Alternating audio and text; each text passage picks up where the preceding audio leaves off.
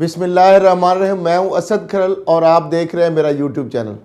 नाज़रीन, एक मरतबा फिर एक शोशा छोड़ा गया है कि पाकिस्तान इजराइल को तस्लीम करने वाला है और इस हवाले से बाकायदा एक कैंपेन शुरू कर दी गई है और एक ख़बर काफ़ी अरसे से गर्दिश कर रही है और उसके अंदर शिद्दत उस वक्त आई जब एक बरतानिया से एक ट्वीट किया गया एक जर्नलिस्ट की जानब से,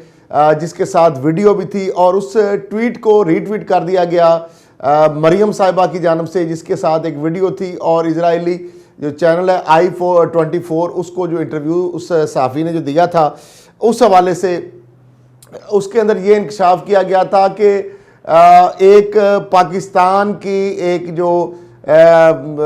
हुकूमत के नुमाइंदे हैं और जिनका ब्रिटिश पासपोर्ट है और ब्रिटिश एयरवेज़ की बाकायदा फ़्लाइट का नंबर भी दिया गया और किस तरीके से उन्होंने कहा कि हीथ्रो एयरपोर्ट से तल अबीब गए हैं और वहाँ पे उनकी 20 नवंबर को जनाब बताया गया कि उनकी जनाब ये सारी डिटेल भी उसमें शेयर की गई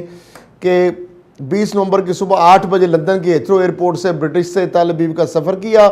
और सफ़र करने वाले BA0165 एयरवेज़ की फ़्लाइट यानी जो है ब्रिटिश एयरवेज़ ने बिजनेस क्लास बुक की और पाकिस्तान से लंदन पहुंचे थे। ट्वीट्स में यह दावा किया गया कि इजरायली इंटेलिजेंस ज़राए के मुताबिक इसराइल को बाज़ाब्ता पैगाम भेजने का फ़ैसला किया गया और इमरान खान ने इसके लिए अपने करीबी साथी का इंतखाब किया और इन्हें इसराइल को पाकिस्तान का असास पैगाम देने के लिए ओवरसीज़ से बुलाया। इजरायली हुकाम ने तल अबीब एयरपोर्ट पर इस्तकबाल किया और इन्हें इजरायली वजारत खारजा ले जाया गया, जहाँ वो मुतअद्दिद सियासी और सफारती हुकाम से मिले और पाकिस्तानी वज़ीर-ए-आज़म का पैगाम दिया। उन्होंने चंद दिन इसराइल में क़याम किया, जहाँ वो इसराइली इंटेलिजेंस मोसाद के डायरेक्टर यूसी इसराइल कौन जो है उससे वो मिले और इस खबर के इंकशाफ के बाद अब ट्विटर का हैशटैग जो है वो भी टॉप ट्रेंड रहा। अब मामला ये है कि ये जो कहानी शुरू कहाँ से होती है। कहानी ये है कि इजराइल के जो सीनियर अहदेदार हैं उससे ये मुलाकात के हवाले से ये जो खबर आई i24 जो है और मुल्क का उसके अंदर नाम जाहिर नहीं किया गया। ताहम इजरायली टीवी जो है हायोम उनको इंटरव्यू देते हुए थिंक टैंक इस्लामिक जो थियोलॉजी ऑफ काउंटर टेररिज्म ने ट्वीट पे पाकिस्तानी वफद के बिलाज के जो है ये अब बानी है उसके नूर डाहरी, अब उन्होंने मीडिया को इजरायली जो दौरे की तस्दीक की है और मुतअद्दिद थिंक टैंक ने भी मुलाकात की तस्दीक की है। नूर डाहरी जो है उन्होंने मुतअद्दिद ट्वीट्स किए जिसके मुताबिक पाकिस्तानी मशीर ने 20 नवंबर को जिस तरह उन्होंने बताया कि जनाब वो दौरा किया। अब जो ही ये ट्वीट हुआ नूर डाहरी ने किया, उसके बाद मरियम साहबा ने ट्वीट कर दिया। अब हैरान कुन बात यह है कि जल्दबाजी में मरियम साहबा ने यह भी देखना गवारा नहीं किया या उस पूरी वीडियो को सुनना गवारा नहीं किया। उन्होंने सिर्फ ये बुग़्ज़ इमरान खान के अंदर उन्होंने कहा कि चूँकि इमरान खान साहब मौजूदा हुकूमत के ऊपर इल्ज़ाम आ रहा है, उन्होंने फ़ौरन जनाब वो वीडियो कर दी ट्वीट। उस वीडियो के अंदर ही मौजूद था कि नवाज शरीफ साहब जब वज़ीर-ए-आज़म थे तो 2 दफ़ा उन्होंने डेलीगेशन भेजे थे इसराइल में और बेनज़ीर साहिबा जो वज़ीर-ए-आज़म थी तो वाशिंगटन में इजरायली हुकाम की उनकी मुलाकात हुई थी। अब ये जब अगली ये जो ही ये ट्वीट चला उसके बाद जब वीडियो वो उसके अंदर देखी गई उसमें शहबाज गिल साहब बाकी जो हुकूमती जो मशीर और जो वज़ीर और जो उनके अहदेदारान जब उन्होंने ये देखा कि ये मामला आ गया है तो उसके अंदर तो एडमिशन था कि नवाज शरीफ साहब के दौर में 2 दफ़ा इजराइल जो है वहाँ पे वफूद भेजे गए और इस तरह बेनज़ीर साहिबा के दौर के हवाले से भी एक मुलाकात का उसके अंदर हवाला दिया गया था। तो उन्होंने जनाब इसके ऊपर तो खुद ही कहा कि देखें जी अब इसके अंदर तो खुद ही एडमिशन आ गया, जिसके बाद मरियम साहबा को एहसास हुआ कि ये तो उल्टा हमारे खिलाफ ही जा रही है बात। उन्होंने फौरी तौर पर वो ट्वीट जो है उसके बाद डिलीट कर दिया। अब मामला ये है कि ये एक पूरी एक साजिश है, कॉन्स्पिरेसी है और इससे पहले कई दफ़ा मौलाना फजल रहमान साहब जो है उन्होंने बिला तहकीक उन्होंने कहा कि हाँ जी बिल्कुल जनाब, उन्होंने भी इस फतवा जारी कर दिया है। तो मामला ये है कि ये पहली मरतबा नहीं हुआ, नो डाउट कि पाकिस्तान के ऊपर इजराइल को तस्लीम करने के हवाले से जितना आज मौजूदा हुकूमत पर दबाव है शायद कभी भी इस तरह दबाव नहीं था, क्योंकि जिस तरह इजराइल के वज़ीर-ए-आज़म और जो अमरीकी सदर डोनाल्ड ट्रंप है उनके दरमियान जो एक आपस में एक एग्रीमेंट है जिसके तहत डोनाल्ड ट्रंप ने ये कहा था कि वो मैक्सिमम जो ममालिक हैं इस्लामिक उनको ज़रिए वो इजराइल जो है उसको तस्लीम करेंगे, और उस हवाले से बहुत हद तक वो कामयाब भी रहे हैं। आप देखें जिस तरीके से ये डोनाल्ड ट्रंप का ही मैं समझता हूँ कि एक प्रेशर था, और सऊदी अरब हुकूमत की भी मुबैना तौर पर इसके अंदर हिमायत शामिल थी कि यूएई जो है मुत्तहदा अरब अमारात ने इजराइल को तस्लीम किया। उसके साथ साथ उसके बाद जनाब बहरीन जो है उसने तस्लीम किया, उसके बाद सूडान ने तस्लीम किया, उसके बाद मराकश जो है उसने तस्लीम किया, और अब खबरें ये आ रही हैं कि ओमान जो है उसको भी उसके ऊपर भी दबाव डाला जा रहा है। अब मामला ये है कि पाकिस्तानी जो हुकूमत है उसके ऊपर पहले कभी भी इजराइल को तस्लीम करने के लिए दबाव नहीं डाला गया, लेकिन अब जो दबाव डाला गया उस हवाले से जो वज़ीर-ए-आज़म इमरान खान साहब ने जो बयान दिया है, जो वज़ीर ख़ारजा ने बयान दिया है, जो हमारी रियासत की एक ऑफिशियल जो पॉलिसी सामने आई है उसके मुताबिक इमरान खान साहब ने ये कहा है कि पाकिस्तान जो मर्जी हो जाए वो इजराइल को तस्लीम नहीं करेगा। और इसकी सबसे बड़ी जो इक्नॉलेजमेंट है जो काज़ीउल क़ज़ा हैं वहाँ के, और जो वहाँ के इजराइल के जो वहाँ पे उनके ऑफिशियल्स जो हैं उस चीज़ को बाकायदा अपने टीवी चैनल के अंदर जो वहाँ पे और साथ अखबारात के अंदर उनके जो स्टेटमेंट्स आई हैं उसके तहत वो ये कह रहे हैं कि जिस तरीके से पाकिस्तान वो वाहिद इस्लामी मुल्क है जो फ़लस्तीन की आवाज़ बनकर उभरा है, जो फ़लस्तीन की तर्जमानी हकीकी मायनों कर रहा है, और यहाँ तक उन्होंने कहा है कि वज़ीर-ए-आज़म इमरान खान जो है वो हमारे तर्जमान है, और अगर पाकिस्तान जो है पाकिस्तान की सरजमीन और पाकिस्तान के जो वज़ीर-ए-आज़म है उनकी क़यादत के अंदर कोई भी दीगर जो मुस्लिम उम्मा है या जो मामलात हैं वहाँ बैठकर पाकिस्तान के अंदर वो इसको तय करने के लिए भी तैयार हैं। तो ये बहुत बड़ी अचीवमेंट है, बहुत अरसे बाद ये पाकिस्तान को इस हवाले से एक कामयाबी जो है सफारती माज पर भी, और जिस तरह फ़लस्तीन की जो क़यादत है जिस तरीके से उसने इस एफर्ट को एक्नॉलेज भी किया है। लेकिन मामला क्या है कि जो अब बजाय ये कि पाकिस्तान की इस चीज़ को अप्रिशिएट किया जाए, अपोजिशन की जो जमातें हैं तो माज एक मनफी प्रोपेगेंडा के तहत इस चीज़ को इस्तेमाल कर रही हैं, और इसके ज़रिए ये जो सारा एक कहानी घड़ी गई और अरसा से ये चल रहा है, काफ़ी हफ्तों से ये एक मामला चल रहा है और बार बार ये चीज़ आ रही थी। मामला ये है कि जब नवाज शरीफ साहब की हुकूमत थी उस वक़्त फ़लस्तीन के हवाले से कोई बहुत ज़्यादा हमने नहीं देखा कि उन्होंने कोई इस तरह की सपोर्ट की हो। तो अब जब इमरान खान साहब वो कैटेगोरिकल ये कह चुके हैं कि चूँकि बानी पाकिस्तान भी ये कह चुके हैं तो इजराइल को हमने तस्लीम नहीं करना, और दूसरी जानब अपनी निजी महफिलों में कई दफ़ा वो इतराफ़ कर चुके हैं कि अल्लाह के सामने हम क्या जवाब देंगे कि जो मुसलमानों के साथ जो जुल्म सितम हो रहा है जो इजराइल की जानब से फ़लस्तीनियों के ऊपर, तो अगर हम इजराइल को तस्लीम करेंगे या उसके साथ कोई ताल्लुकात कायम करेंगे तो अल्लाह के यहाँ हम क्या जवाब देंगे। तो अब इस तरह की उनकी एक स्टेटमेंट्स के बावजूद, उनका एक मौक़िफ़ होने के बावजूद, एक वाज़े और एक दो टोक मौक़िफ़ होने के बावजूद उनके ऊपर इस तरह के इल्ज़ाम लगाना और उनको यहूदी एजेंट करार देना और इस तरह की चीज़ें करना, मैं समझता हूँ कि ये बहुत एक ज़्यादती है। दूसरी जानब जो जिस तरीके से जो मौजूदा हुकूमत के ऊपर इजराइल को तस्लीम करवाने के हवाले से जो दबाव आ रहे हैं सामने, उस हवाले से भी चीज़ें बहुत सारी अब खुल के आना शुरू हो गई हैं कि किस तरह से बाज़ इस्लामी ममालिक जो हैं वो किस तरीके से अमेरिका के दबाव पर, इजराइल के दबाव पर, किस तरीके से वो पाकिस्तान पर दबाव डाल रहे हैं। लेकिन मैं समझता हूँ कि पाकिस्तान के जो मौजूदा हुकूमत है, जो मौजूदा रजीम है, इसको खराज तहसीन बनता है कि उन्होंने तमाम तर जो दबाव हैं और तमाम तर मनफी हथकंडों के बावजूद इजराइल को तस्लीम ना करने का फ़ैसला किया है, इजराइल के साथ तल्लुकात कायम ना करने का फ़ैसला किया, और इस हवाले से उन मुक़्तदर जो क़ुव्वतें हैं उनको वाज़े और दो टोक मौक़िफ़ में पैगाम दे दिया है कि पाकिस्तानी हुकूमत जो है वो किसी सूरत ना इजराइल से तल्लुकात कायम करेगी और ना ही उसको तस्लीम करेगी। तो अब ये बात तो वाज़े हो चुकी है। दूसरी जानब हमने देखना है कि जो मरियम साहिबा जो है, आज उन्होंने जो प्रेस कॉन्फ्रेंस उन्होंने की है, उसके अंदर ये नज़र आ रहा है जिस तरह से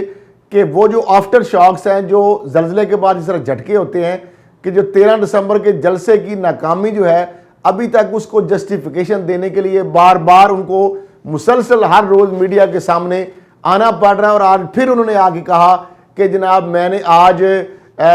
लाहौर के MNA MPs को बुलाया गया था इज़हार तशक्कुर के लिए कि आपने बहुत बड़ा एक कामयाब जलसा किया लाहौर के अंदर। और साथ ही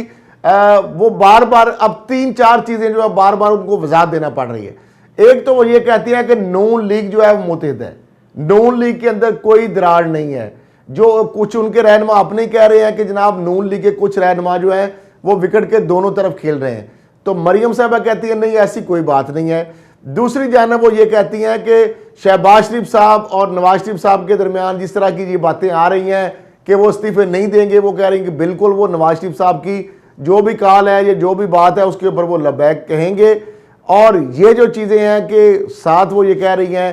कि जो इस्तीफे हैं उनके खौफ की वजह से वज़ीर-ए-आज़म इमरान खान साहब ने मार्च की बजाय फरवरी के सेनेट की इलेक्शन की जो बात की है, तो वो ये कह रही हैं कि दावा करें कि जनाब हुकूमत खौफजदा हो गई है। अब मामला ये है कि एक तरफ तो ये हमने बात सुनी कि जनाब इस्तीफे देंगे, इस्तीफों वाली बात भी अभी गोल हो गई है। उसके बाद उन्होंने लॉन्ग मार्च की बात की, वो फरवरी तक मामला चला गया कि फरवरी के बाद गौर होगा। अब वो नई अब उन्होंने कहा है कि अब हम अवामी राबता मुहिम जो है उसका शेड्यूल जो है वो जल्दी आने वाला है और मैं पंजाब के अंदर और बाकी जगहों पे भी जाऊंगी। और इस हवाले से बिलावल भुट्टो जरदारी साहब जो है वो भी उन्होंने कहा कि वो भी अवामी राबता मुहिम शुरू कर रहे हैं। तो इसका मतलब ये है कि अभी जो इस्तीफ़ों वाला मामला है वो तो हमें कोई उसमें सीरियसनेस नज़र नहीं आ रही। और दूसरी जानब इमरान खान साहब जो है जो ये कह रहे थे वो डर गए हैं, वो खौफजदा होंगे, उन्होंने इनकार कर दिया। उन्होंने कहा किसी किस्म के कोई मुज़ाकरात जो है उसके लिए तैयार नहीं है। लेकिन एक बात जो चीज़ें आ रही हैं सामने कि शहबाज शरीफ साहब,